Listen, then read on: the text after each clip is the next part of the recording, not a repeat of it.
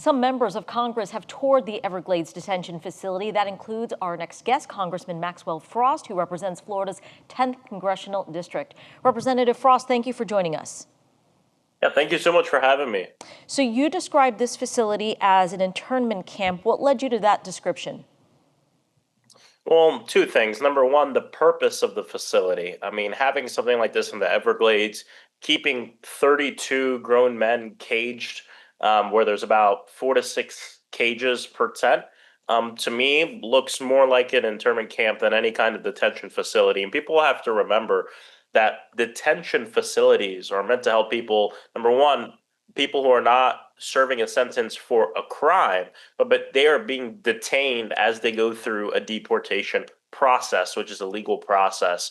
And the conditions in this facility are abhorrent. And so I think it's important that we're honest about what we're doing here. The other thing is it's really one ethnicity makeup that is in this internment camp, right? It's not, when we talk about undocumented people, it spans the spectrum of people from across the entire world who have entered, entered the country not in not through a port of entry. People who've overstayed visas. There's many different ways people become undocumented in this country that are from all around the world. I go into this facility, all I do is see Latinos and I think a few Haitian folks. Can you describe for us anything that you actually saw that concerned you? I'm not sure what access you had when you were inside. Yeah, a few things. The biggest one that I noted that I said a little earlier was the fact that you have 32 people crammed into a cage. Not not only just that, but there's only 3 toilets per cage. Now, when we talk about being in the Everglades, it is very hot out there, mosquitoes everywhere, and we saw people sweating. And actually, I spoke to someone that is in the facility a few days ago, and he told me now the big problem is it's either very hot to the point where they have to take off some of their clothes because they're sweating, or at some points it's too cold in that they have the AC blowing too hard and people don't have blankets and stuff like that to keep themselves cool. And so there's always these extremes of temperatures that put you in a position where, as a human, you're having a hard time living. The other thing is that they have no idea what time of day it is at any point. And so it's, Because the the lights are condition. on all the time. Well, actually, so the lights are on a lot of the time, but sometimes the lights are turned off in the middle of the day. And essentially, it's not timed to a normal sleeping schedule. It's quite random. Something that the gentleman I spoke with the other day told me is when the lights turn off, the AC also turns off as well, and the phones turn off. It's kind of like all the power goes off. The other thing I heard from him is that the toilets are oftentimes uh, not working. So there's 3 toilets per cage, which isn't enough. But the other thing is that oftentimes one of the toilets is backed up, you know, pee coming out and poop coming out and essentially feces coming out. And it's been a pretty persistent issue. In fact, when we were in the facility, I asked, hey, I want to go see the toilets. They were like, oh, yeah, we'll show you the toilets. We have a model unit that will show you the toilets of. I said, I don't want to see the model unit toilets. I want to see the toilets as they are right now. And they wouldn't let me in to go see them. They said, well, we can't show you because they're going to throw feces at you, which is ridiculous. And maybe they'll throw feces at them. They're not going to throw feces at me. They knew why I was there to conduct oversight and help people with these inhumane conditions. So the fact that the facility wouldn't even show me the toilets as they are, show me that the conditions of the toilets are bad.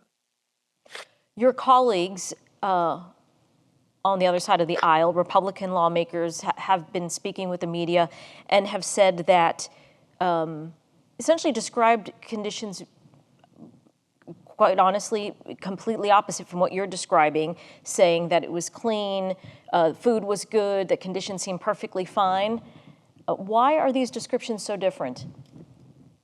Well, number one, they are there to sell what the governor wants them to sell, right? When I was on that tour, the Republicans that were on that tour were laughing the whole time, telling jokes the whole time, not really taking it seriously. And so we were there with a notepad and pen. None of them had notepads and pens writing stuff down. That's why when you listen to them talk about it, they offer no specifics. They came out and they said, well, it's clean, they're eating good, it's fine. And that's about all that we get out of them.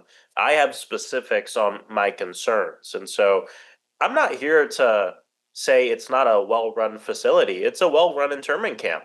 The Florida Division of Emergency Management is really good at setting up an operation, and they should be focused on hurricane preparedness and not spending 450 million of the 500 million dollars of discretionary funds that they have to help us during hurricanes before they have to go back to the legislature. They should focus on that and not running this internment camp. So yeah, I mean, something that you hear a lot from the Republicans that went is it's well run.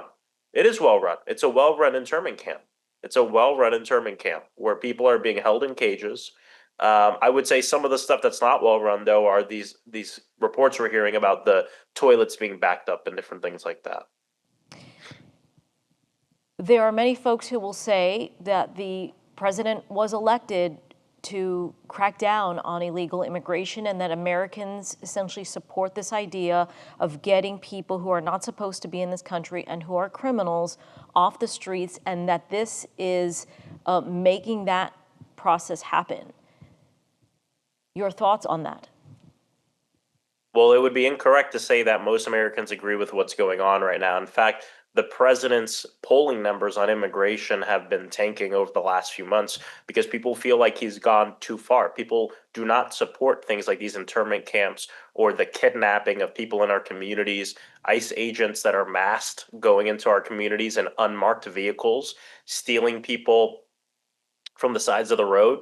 And every poll shows it. Every poll shows that people do not support what this president is doing. Yes, Americans believe that we want an orderly process at the border, but Americans also believe that we have to treat our immigrants with humanity. And actually, if you look at the numbers, right now, the polling numbers in terms of providing a path to citizenship for undocumented people who have been here for over 10 years, which, by the way, is over 80% of all undocumented people in this country have been here for over a decade. The numbers are actually at an all-time high. They're the highest they've ever been, with Americans from both parties and people who don't identify with the party saying we need to have a path to citizenship for people. So it would just be incorrect to say that people are supporting what the president is doing. And also, in many cases, the president and is breaking the law, and ICE is breaking the law. We've seen this in their brazen attempt to keep members of Congress outside of ICE detention facilities. It is written in the law of this country that members of Congress have to be let into an ICE facility whenever they show up. And so people don't support it. People largely oppose Trump's extreme terrorizing of our communities and using ICE to do it. I don't need to tell you, other immigration detention facilities like Chrome in South Florida, they're not a cakewalk. What is it about this facility that is different from a facility like Chrome? Many of these detention facilities are horrible. There's a lot of attention on this one for a few different reasons. I've been in a few of these facilities. The issue with Chrome has to do with a lot of the overcrowding. Of course, we're hearing a lot of new reports of people being forced to eat on their hands and knees like a dog. I mean, these things are horrible. But I also want to uplift a facility that's not spoken about a lot, which is the Baker facility in Stark, Florida, which I would actually say have about as bad conditions, if not worse, than the Everglades facility. And the reason why I say it might be a little worse is because these are actually buildings that have been built and with infrastructure, and we have bugs, essentially people living in pools of water. Women who told me that they get infections all the time because the undergarments they're given have been bleached or haven't been washed in the right way. And so I would agree. There are problems with many of these detention facilities across the country. Most of the times, the ones that are worse are the ones that are privately run, or ones where a third party has been contracted to run the facility as well. That's the issue that we see with the Everglades internment camp facility, is that it is a privately run facility. Now, the state would contend, well, no, the state is running it. Yes, the Division of Emergency Management there is, built the thing. But when I was there, I got to tell you, this is a money racket. I didn't see any law enforcement. None.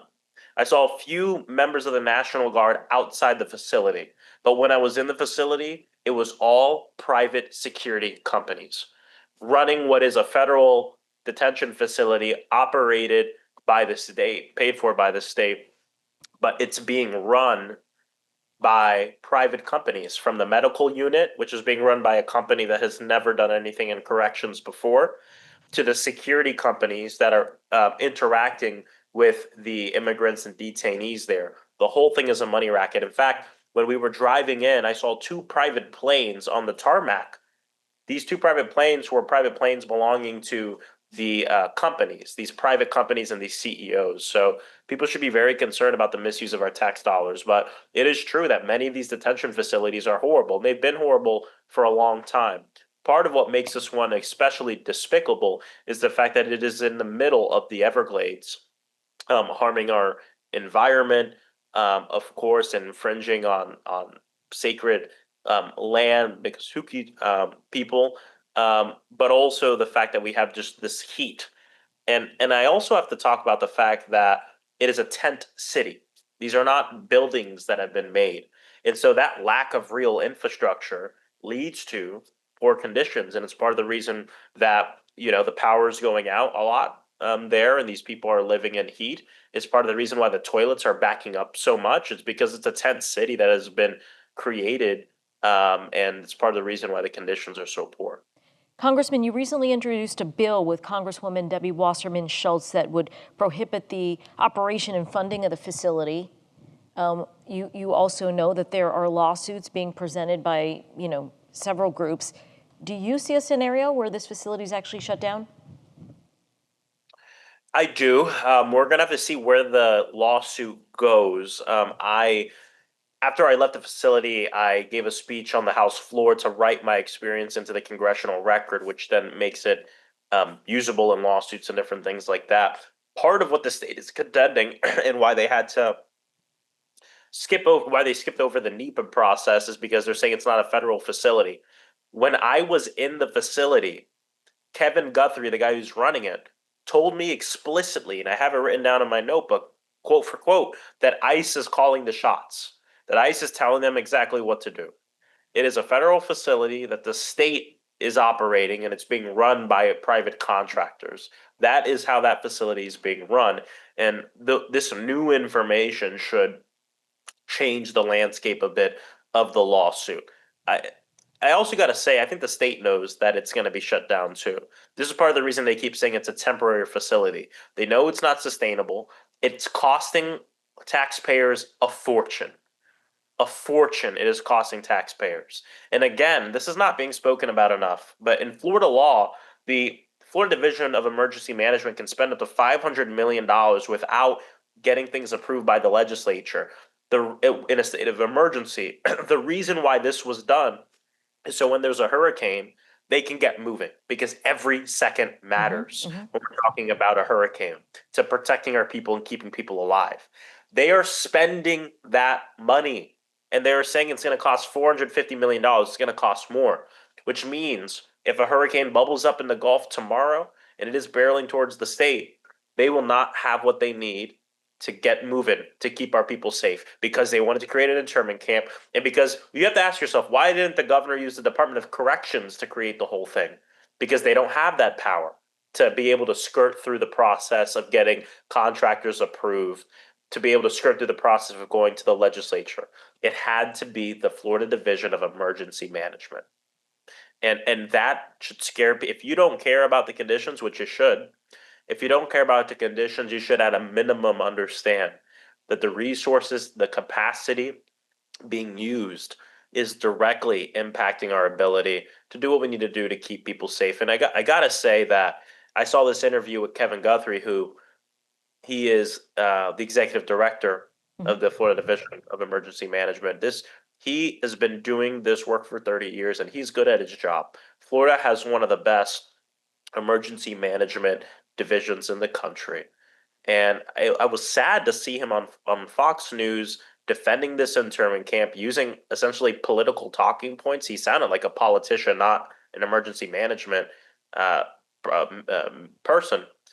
And just made me sad to see that his boss, Ron DeSantis, is essentially forcing him to not focus on keeping people safe, but focus on keeping immigrants locked up in inhumane conditions and using the resources and capacity meant to keep us safe from hurricanes on this project. Congressman Frost, we appreciate your time. Thank you so much. Thanks for having me. Thanks for watching. We've got more great content for you, from news to the arts to the environment. So be sure to like and subscribe to WGCU's YouTube channel and follow us on our social media platforms for the stories that matter to you.